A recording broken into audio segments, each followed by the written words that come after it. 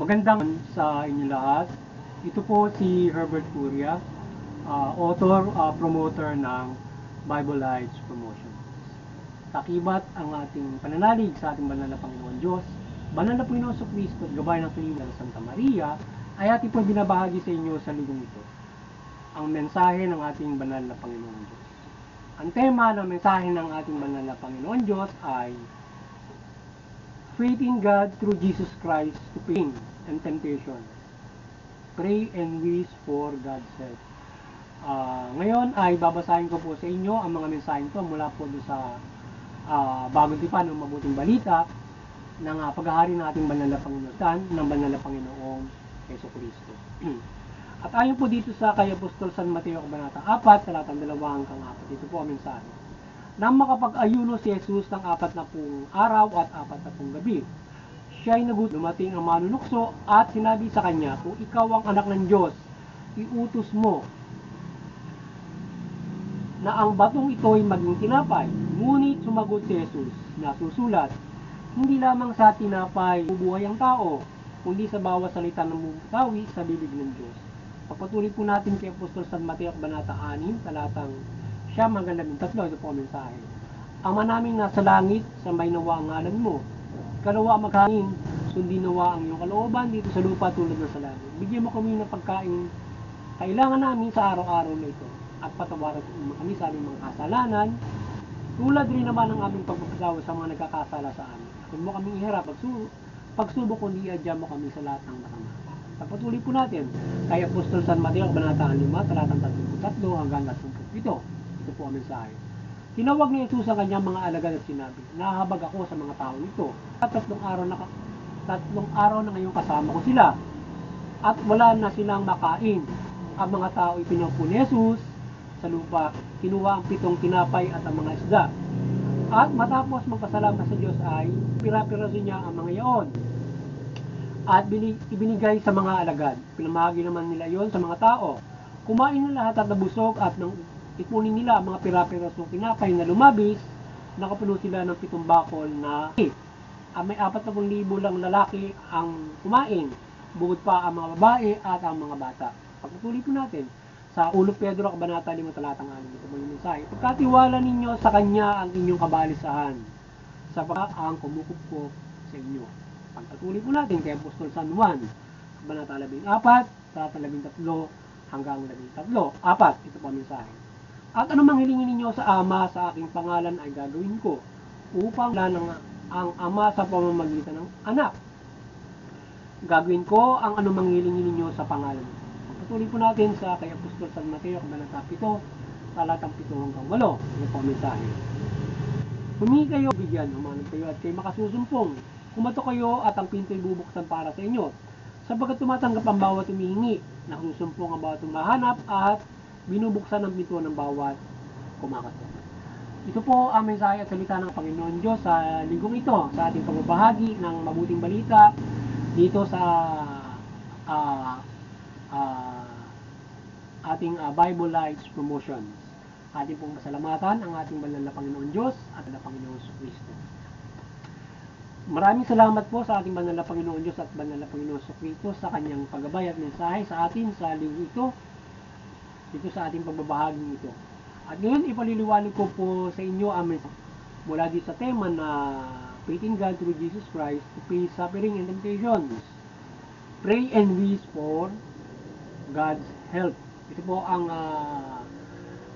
nais po ang ipabatid sa atin ng ating banal na Panginoon na nais niya na upang malagpasan natin yung mga kapighatian at mga tukso o anumang pagsubok na nararanasan natin sa pamumuhay na ito, ay manampalataya tayo sa ating banal na Panginoon Diyos sa pamamagitan ng bugtong anak at pagkasabuhay ng mabuting balita, yung kanyang inihayag o kanyang tinurang isinagawa dito sa mabuting.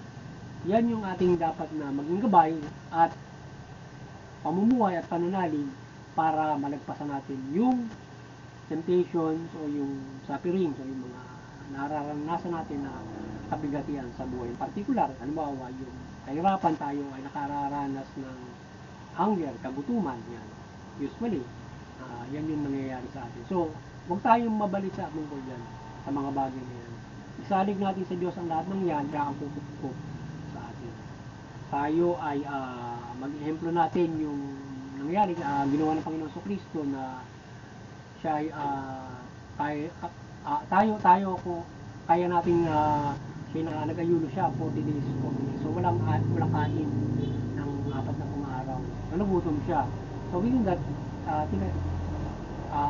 tinutok siya ng demonyo na siya ay gawin kinato dahil nasa kung anak nga siya ng Diyos, makapangyarihan siya para gawin yun. Pero hindi siya nagpauto sa demonyo, kundi pinagsabihan niya, hindi lang sa tinapay na bubuhay ang tao, kundi sa bibig o salita ng Diyos o sa Diyos. So kaya tayo, kung tayo ay nakararanas ng hangin o ng mga pigatian, huwag tayo matukso doon sa nangyayari niya na makagawa tayo ng hindi mabuti para o anumang sama para tayo ay mabuhay. Sapagkat ito ng pananampalataya natin sa Diyos, yun ang magbibigay ng buhay sa atin, yung spiritual natin pananampalataya.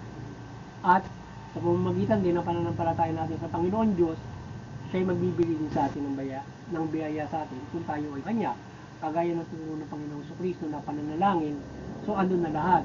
So idadalangin natin yung Our Father, so tayo ay hinihiling natin doon na tayo pagkalooban ng ating kakanin sa pang-araw-araw at iadya tayo sa mahigpit na pagsubok. Tukso. So within that, sa ating dyan sa pagpapailalim natin sa Diyos sa dasal na yan, tayo ay bibigyan ng pangangailangan natin at iadya tayo sa mga pagsubok na nadarama. Doon pa lamang sa dasal na yun, yan ay napakalaking bagay na kapag-unayan natin sa Diyos at pananampalataya para tayo ay gabayan pagkalooban ng pagpapala ng ating mga. So maharap natin yung mga bagay niya with our faith at doon sa direkta natin pananalangin with that prayer na tinuro sa atin ng Panginoon sa Kristo. So mananampalataya tayo sa Diyos mula Panginoon Yesu Kristo. At tayo ay malalampasan natin na namang hirap sa buhay. Kaya from our faith, bibigyan tayo ng buhay. And then, secondary, alam ng Diyos na siyempre kinakailangan mo suplemento niyan sa pagkakalob sa iyo yan. So, kaya nga yung dasal na ano na lahat, kung tayo ay nagutom, kung tayo ay nakakaranas ng mga great threat sa ating buhay, anumang pagsubok. So, tayo ay adyan ng Diyos. At pagkakalooban kakanin natin sa araw. Tayo magpailalim sa Panginoon. At tayo naman sinasabi naman kung humiling tayo sa Panginoon Diyos, gagawin ng Panginoon sa Kristo yung tayo. Kaya pag dinalangin natin ng Our Father, gagawin ng Panginoon sa Kristo sa atin ang mga yan na tayo ay pagkalooban ng kakanin at hindi tayo sa basta huwag natin kalimutan yung dasal na yan o same like na dasal sa paglapit natin sa Panginoon Diyos kapag tayo ay sa pangaraw-araw natin pamumuhay. At huwag natin kalimutan na tayo ay may buhay at tayo nakapapanalangin. So tayo pagkalooban ng iba yung pagkakataon at gabay para tayo pagkakalooban palagi ng kalakasan ng Panginoon Diyos sa pamumuhay na ito. Ayan. Kaya tayo lagi natin sasalig sa Kanya. At natin, sapagkat tayo ay hindi tayo pumabayaan ng Panginoon Diyos kung tayo lalapit sa Kanya. Kaya nga sinasabi, humingi kayo at tuman kayo at kayo ay pagbibigyan. So, ang Diyos naman ay nagsusugo. Halimbawa, meron siyang mga tao na pinauunlad. Meron siyang iba't ibang mga bagay na ginagawa sa Panginoon sa Kristo, nagimala siya ng pagkain doon sa mga nanampalataya sa Kanya. Hindi ka na patatagalin pa ng 40 nights na magutom para mabigyan ka ng pagkain. Yung makita kanya na ikaw ay nanampalataya sa Kanya, 3 araw pa nga lang yun, nang maubusan ng pagkain. Ayaw niya, ang mahilo ka man lamang. So, nagimala siya para doon sa pagkain. So, kung ikaw ay mananampalataya sa Diyos, wala Panginoon sa Kristo, hindi ito bayaan na mahilo man lamang at magutom. Kaya kailangan mo na iba yung pananampalataya. At yun din ay magbibigay buhay sa iyo yung pananampalataya. Hindi lamang yung pagkain, kundi ikaw ay inubulos na. Bibigyan ka ng buhay. So, hindi lamang pagkain ikaw mabubuhay, meron nga. Kain ka ng kain na yun, nakain mo na, di ba? Sobrang sebo, di ba? Hindi lang puro kain yung bubuhay sa iyo. Yung pananampalataya. At tapos, bibigyan ka siyempre, alam naman ng Diyos, ginawa sa iyo yan, siyempre alam niya na kailangan supplementawan yan. Ngayon, kung kung ikaw ay nagkakaroon ng hikaw sa buhay, may problema eh. Sige, merong bagay na nagiging problema. Either pagkakamali mo o pagkakamali ng iba. So kung pagkakamali mo, kaya nga nandun sa dating paghihingi mo ng kapatawaran, so para ipagkaloob sa iyo ng Diyos yun, mga at bigyan ka ng pagkakataon through Christ. So bibigyan ka ng pagkakataon through Christ para ibangon ka sa kalagayan mo, bigyan ka ng buhay, di ba? So may pananampalataya. Kung gawa ng kapwa mo para magutom ka, babangon ka rin ng Panginoon Diyos, iadyan nila doon para mabigyan ka ng pagpapala. So mga ganun mga bagay. Kaya tayo ay huwag tayong mawala ng pag-asa sapagkat marami siyang kumbaga kagaya kay sinabi kay Elias doon sa siya ay natatakot noon dahil lahat pinagpapatay na at siya gustong patayin. So mag-ala ako nag-iwan ako ng mga may pananampalataya pa. So may mga anlos ay mayroon man sa atin nakararanas ng ginawa tayo ng iba, tayo nagkamali, mayroong iba na makatutulong sa atin na pinaulad ng Panginoon Diyos. At tayo naman ay maging gabay ng mabuting balita nga upang sabihin ang maging buhay na hain at kung tayo ay napagpalain, tayo matutulong tumulong tumating sa buhay na hain na pagtulong sa kapwa. So yan ay gawin natin dun sa iba. Pagkat kung tayo naman yung mga ngailangan, tutulungan din naman tayo ng iba. Sa titiba yung atin. Kaya kasi magtulungan tayo sa pagdala ng pasanin sa tumulo. At kahit naman tayo ay pare-parehas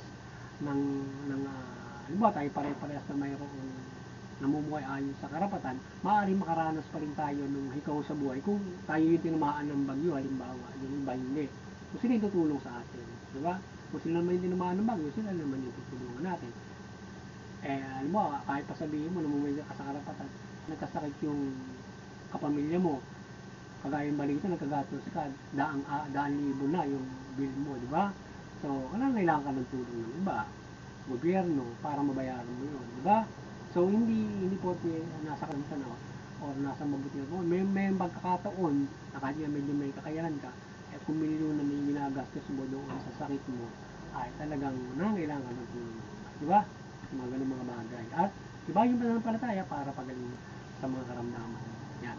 So yun, muli sana ay nagabayan naman kayo ng Bible Life Promotions sa inyong spiritual na pumuhay at mula sa pagbabahagi natin ng mabuting balita at kayo ay magkaroon ng kaligtasan spiritual, maliwanan ng mabuting balita at magkaroon kayo ng kaligtasan spiritual. At tayo patuloy na nampalataya ng gabay ng Banal na Santa Maria, gabayan tayo sa ating pagbabahagi ng mabuting balita o ng salita ng Diyos at kayo ay maliwanagan.